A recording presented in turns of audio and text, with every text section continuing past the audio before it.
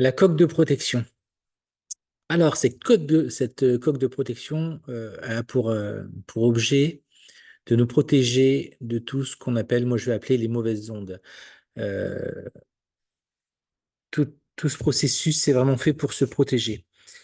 Quand vous avez une personne qui est là à sa séance et puis qui déverse toutes ses misères, tous ses malheurs, ben, au bout d'un moment, nous, on a notre âme qui charge et on enchaîne comme ça les rendez-vous, à la fin de la journée, ben, ça peut être compliqué et on ramène ça chez soi. Donc, on est fatigué et tout. Donc, l'idée, c'est vraiment de se protéger de tout ça. Moi, quand je suis en géobio, en expertise géobio, je vais arriver sur des lieux où il va y avoir des choses très désagréables, jusqu'au paranormal qui est assez important dans certaines situations, ou qui est assez fort. Donc, si j'ai pas ma coque de protection, moi, j'ai déjà vu des géobiologues revenir avec des choses assez chargées et qui ont été malades pas bien pendant plusieurs jours après des expériences comme ça. Donc, l'idée, c'est vraiment de se protéger. Et moi, j'ai mis au point une coque de protection que je vais réaliser en 4 étapes. Alors, pour faire sa coque de protection, on va visualiser une coque en plexiglas.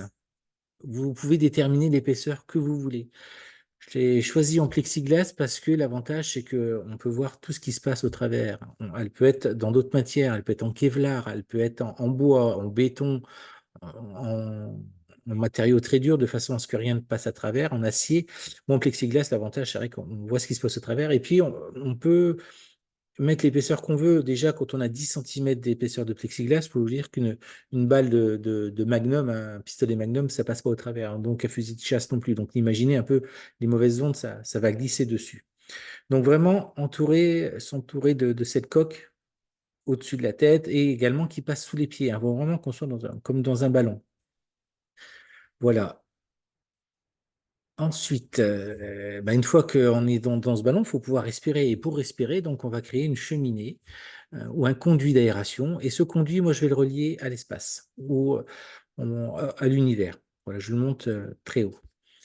Et puis, je vais le faire d'une section bah, de façon à ce qu'on ait assez d'air pour pouvoir respirer. Donc, entre 20 et 30 centimètres de diamètre, ça suffit.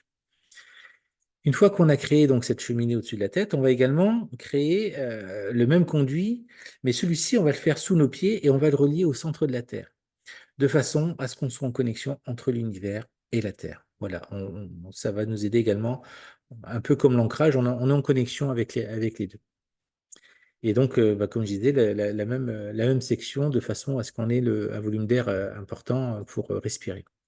Et une fois qu'on a créé donc ces deux conduits, l'idée, bah, c'est de créer une dépression dans cette coque.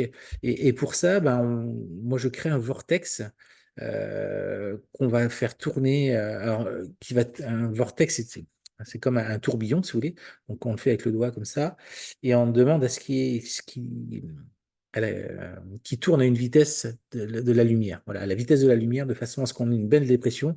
Et comme ça va nous créer une belle connexion entre l'univers et la Terre. Voilà pour la coque de protection.